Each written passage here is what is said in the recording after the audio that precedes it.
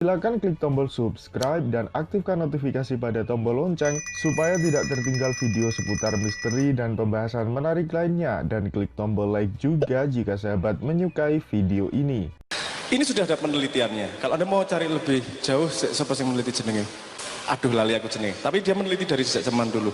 Gini, kalau ada sebuah kumpulan manusia, ada oversupply produksi melebihi kebutuhan manusianya, pasti ada yang namanya ketimpangan. Karena ada yang lebih pandai mengumpulkan dan ada yang lebih bodoh mengumpulkan. Itu pasti terjadi. Jadi yang Anda katakan kaum elit itu pasti ada dalam dunia manapun. Mau dunia lari, mau dunia bal-balan, mau dunia renang, mau dunia ekonomi, mau dunia apapun, pasti ada yang seperti itu. Apakah mereka 100% jahat? Belum tentu. Kalau mau ngomong mereka berkumpul emang mau menaklukkan dunia, orang masuk akal juga, Mas. Gini, maksudnya gini, wong hidup bareng-bareng kok. Kalau semua orang wis mati njuk dhewe tok ya iso ngopo dite. Kan gitu juga. Maksudnya, tapi orang memang kalau sudah dominasi, dia pengen mendominasi terus. Bank dalam tanda petik gini sekarang, bank itu kalau saya ngomong jahat, memang ada tidak adilnya, tapi itu pada zamannya memang solusi. Pada zamannya. Karena kalau tidak ada yang mengumpulkan dana sebesar itu, tidak akan ada satu orang pun yang bisa membuat bangunan-bangunan besar, proyek-proyek besar gitu. Anda mempelajari ekonomi makro lah, memang itu sangat dibutuhkan. Central bank ini dijawab oleh konsep yang namanya cryptocurrency dengan blockchain. Kalau Anda terkenalnya BTC, Bitcoin, itu kan bagaimana dia pengen mendistribusi pusat duit itu. Sifat manusia memang seperti itu. Ada masalah, mencoba cari solusinya, terjadi kestabilan. Ternyata nanti terjadi ketimpangan. Oh, ada yang nggak beres nih, cari solusi lagi. Gitu terus berkembangnya gitu. Kalau Anda lihat dari zaman kerajaan, kemudian demokrasi dan seterusnya, itu memang manusia mencoba memecahkan masalah yang kemarin, mencoba mencari jawaban yang terbaru. Nek kowe sugih iso langsung dadi nyun sewu ngomong yo, iso tuku profesor misalnya gitu, bisa beli honoris causa. Kalau kamu kaya, bikin pesantren langsung dianggap kiai. Kalau kamu kaya, ngapa? Jadi kekayaan bisa langsung loncat hierarki. Padahal seharusnya hierarki ini sendiri-sendiri. Karena sing sugih ya sugih dhewe, sing hierarki kaya karena dia naik hierarki tersebut, sing agama naik hierarki tersebut, sehingga ketika mereka ngobrol memang pada perspektif yang berbeda. Yang saya pikir agak kompleks. Nah, tapi kembali lagi ke tatanan dunia baru, manusia selalu pengen membuat tatanan baru, pasti. Karena manusia mengetahui ada masalah dan mencoba memecahkannya. Tatanan barunya seperti apa? Kalau Anda paling lihat paling ekstrim sekarang, paling gampang gini. Tahun 45 dulu perangnya masih antara demokrasi sama sosialisme. Yang mana yang menang nih? Sosialisme, demokrasi dan seterusnya.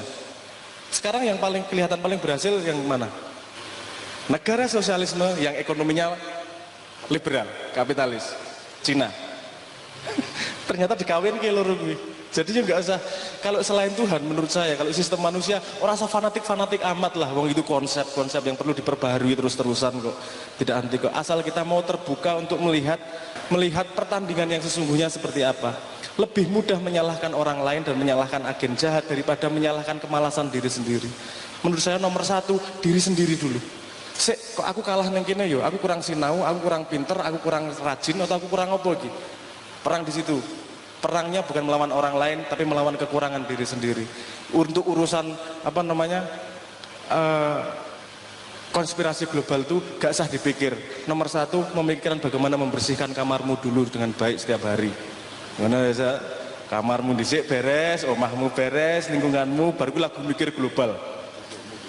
Jodohmu dulu dibereske, latihan nek takon ora mandek neng tengah dalan bingung, nah itu dulu diberesin, nggak masalah. Karena menurut saya kalau kamu mampu, Tuhan akan memberikan tanggung jawab itu. Sebelum Tuhan memberikan, saya paling tidak senang kalau kita mengajukan diri meminta tanggung jawab koyok kuat-kuat. Kalau kuat, Tuhan pasti memberi tanggung jawab itu, dan diberi tanggung jawab yang besar ora enak urip. Gimana tak efeknya luar biasa banyaknya ya, kamu geseh sedikit efeknya besarnya segitu goyangnya ya. Mending bertanggung jawab sama diri sendiri, memastikan diri memang tumbuh terus-terusan. Kalau ditimpai tanggung jawab, ya wis lakukan sebaik-baiknya gitu aja. Jadi nggak usah khawatir tentang tatanan dunia baru tersebut, rajino sing sinau, jujur dadi wong, dikangeni sekitarmu, rabi. Nah, itu tadi nyenengke wong tua, wah itu dulu aja. Nanti akan berkembang terus kasanahmu. Jadi jangan dibebani oleh hal-hal yang memang tidak bisa kamu handle, tidak bisa kamu pahami. Ngono ya. Bahwa keuangan itu tadi, ya saya juga paham seperti paham itu semua yang Anda ceritakan. Tapi lagi-lagi kita mau ngobrol kayak apa di sini cemeloet juga tidak bisa merubah apa-apa tuh.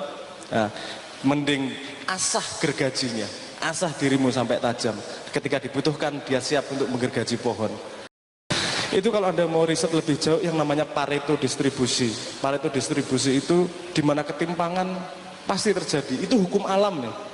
Tidak hanya terjadi di manusia. Nah, Anda lihat distribusi zat, distribusi apa itu terjadi yang namanya Pareto distribusi. Jadi memang hukum alamnya seperti itu.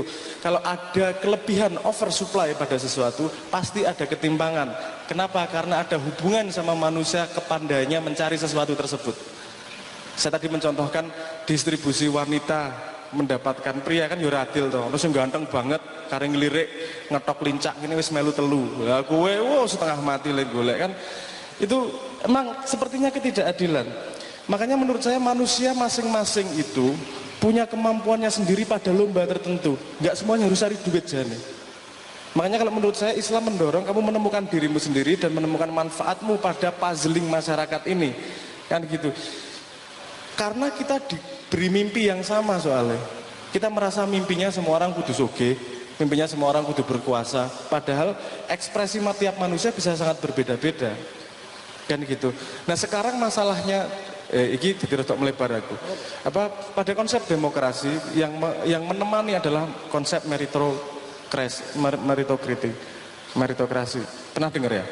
Meritokrasi itu siapa yang di atas, siapa yang di bawah berdasarkan kompetensi, berbasis kompetensi. Nah, berbasis kompetensi itu yang sekarang yang jadi solusi masalah kemarin. Peradaban kemarin jadi solusi masalah peradaban sekarang, dan sekarang mulai jadi masalah nih, berbasis kompetensi. Karena orang kompeten belum tentu bermanfaat untuk yang lain. Orang kompeten belum tentu baik sama yang lain. Ini makanya jadi masalah kemudian. Orang yang kompeten dia bisa menjadi penguasa yang lain kalau otaknya maksudnya pengennya penguasaan tersebut. Nah seharusnya ada jawaban berikutnya. Tidak berbasis kompetensi tapi berbasis manfaat seharusnya. Kompetensi yang bermanfaat. Ada tolak ukur itu sebenarnya. Nah Indonesia jadi berpotensi luar biasa seperti itu, tapi saya belum melihat ada orang di Indonesia yang punya gagasan bagaimana ngerangkum, karena ini tingkatnya bukan dandani Indonesia, tingkatnya apa jawaban peradaban berikutnya ini, nextnya seperti apa. Memang itu konsep yang tidak sederhana. Jadi untuk masalah bagaimana menghadapi itu, jangan mudah melabeli dia jahat, aku korban, dia dia yang agen buruknya, aku agen baiknya. Itu yang disebut sebagai cognitive bias. Perhatikan saja secara objektif bahwa di dunia ini pasti ada yang namanya kompetisi. Pasti, ono pinter-pinteran, ono sugi-sugian, ono ganteng-gantengan, ono segala macam. Di Indonesia masalah utamanya adalah karena hierarki yang berbeda ini bisa diintervensi oleh hierarki duit. Yang saya pasti tahu, yang saya kusnudoni pada setiap manusia adalah dia pasti berbuat yang terbaik menurut dia. Menurut dia, bahwa yang terbaik menurut dia tidak cocok dengan society, tidak cocok dengan orang lain, itu sebenarnya potensi dia untuk menumbuhkan dirinya agar lebih luas, kebenaran dirinya jadi kebenaran lebih lebar. Menurutku, kita mengalami itu kok sama adik-adik kita, dan Anda mengalami itu ketika kecil kok. Ketika tahu informasi, iki yang paling bener, liane pokoknya salah, kan ngalami itu. Tambah gede lah guyu dewe. Kalau Anda melihat pengalaman sederhana, coba lihat Anda status Facebooknya 2 tahun yang lalu. Ini kan wis jijiki toh. Wow, urusan kebenaran kayak urusan rayuan itu aja sudah menunjukkan bahwa kita pada suatu posisi, pada suatu saat juga pernah dalam tanda petik bodoh, bahkan menurut kita sendiri. Jadi menurutku setiap orang punya hak berprosesnya. Warep koyo ngopo sih aku ora urusan. Asal jangan mengganggu, nggawe rame kekancan gitu, kerumunan ini loh. Karena tidak mungkin ada pertumbuhan kalau tidak ada kestabilan. Kalau mau menghancurkan Indonesia itu menghancurkan sebuah society itu rumusnya paling sederhana. Jangan sampai ada kestabilan. Karena kalau tidak ada kestabilan, orang tidak punya waktu untuk memikirkan solusi. Isinya ribut terus, ribut terus. Kalau Indonesia berhasil dibikin ribut terus di darat maupun di sosmed, berarti nggak sadar bahwa kita ini munyuk lagi dikendangi. Dikendangi ribut dewe, ribut dewe, ribut dewe. Kalau sama orang bodoh Anda memarahi atau merangkul? Menurut Anda bodoh loh, menurut Anda bodoh. Kan ya dikancani itu. Dan menurut saya Kanjeng Nabi juga tidak nek ana wong kafir orang langsung nunjuk-nunjuk nyalahke segala macam kan. Pasti presisi, dirangkul, disayang dan seterusnya. Karena menurut saya kalau Anda lebih tahu, tanggung jawab Anda adalah memangku yang tidak tahu. Kalau Anda tidak tahu, tanggung jawab Anda adalah belajar dari yang lebih tahu. Dan menurut saya kita selalu punya posisi bodoh, tapi kita tidak pernah bisa mengklaim posisi pandai. Jadi menurut saya diduluri wae kabeh. Nek dek wis mulai ngelarang kowe. Nah, masalah itu. Kenapa? Karena kamu sudah melanggar hak pribadi iki. Kowe ora oleh ngene. Duh, sik. Itu ada yang namanya hak asasi manusia negatif. Ada yang namanya, ini pelajaran untuk politik sedikit ini. Hak asasi manusia negatif dan ada yang namanya hak asasi manusia positif. Apa itu bedanya? Hak asasi manusia negatif adalah hak asasi yang diberikan oleh Tuhan, yang tidak butuh orang lain untuk dimanifestasikan. Hakmu untuk ngising, hakmu untuk nembak cewek, hakmu untuk nguyuh, hakmu untuk adus apa radus, itu tidak, itu hak asasi negatif. Prano sing iso nglarang. Hakmu ngomong, nggak ada yang bisa ngelarang. Tapi hak asasi positif adalah hak kesehatan, hak pendidikan, karena butuh orang lain melakukan sesuatu untukmu.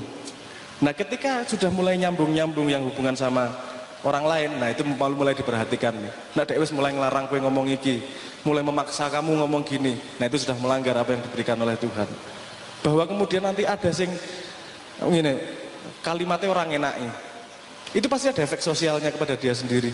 Saya percaya pada sebab akibat yang diceritakan Tuhan. Kalau kamu berbuat buruk, efeknya mesti elek neng gue. Gue wis otomatis gue.